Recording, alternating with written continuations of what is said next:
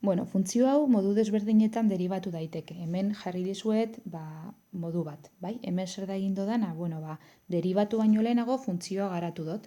Hau da, polinomioen arteko biderketa egin dut. Orduan begira, ikusten duzu x gehi bat berbi, hemen dago x berbi gehi bat gehi bi x. Bueno, bi polinomio hauek biderkatu ditut eta ematen dit hau dana, eta hau laburtu daiteke eta azkenik funtzioa geratzen zaigu horrela. Orduan hau deribatzea orain oso erreza da. Bai? Bueno, hau da modu bat, beste modu bat, bueno, ez garatzea, hau da zuzenean deribatzea biderketaren arauaren bidez. Venga, hori da egingo duguna orain.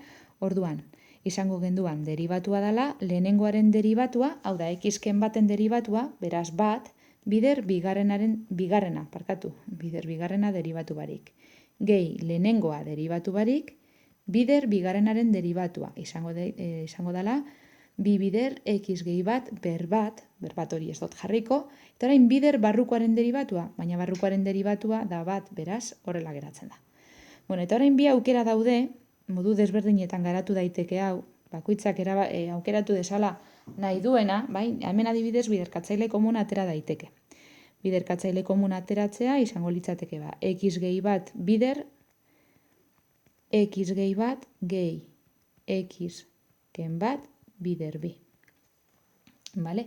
Orduan, bueno, hau garatzen dugu, hau izango litzateke x gehi bat bider, x gehi bat gehi bi x ken bi, eta, orduan orain, izango genduan x gehi bat bider iru x ken bat.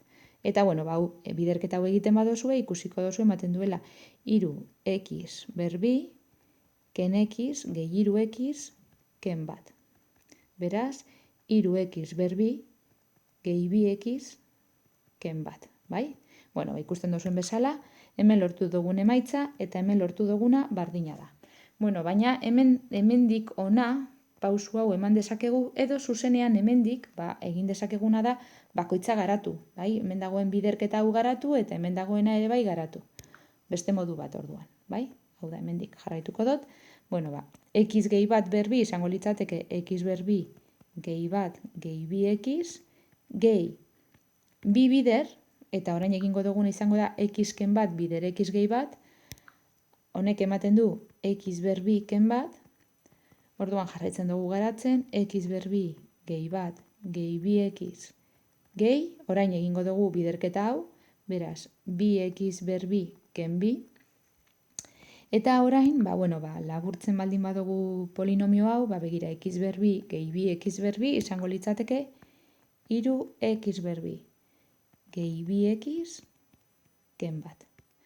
Ikusten duzuen bezala, hirurak gauza bera ematen dute, eman behar dute, bestela zeu zer txarto egiten ari gara. Modu desberdinak daude hau deribatzeko.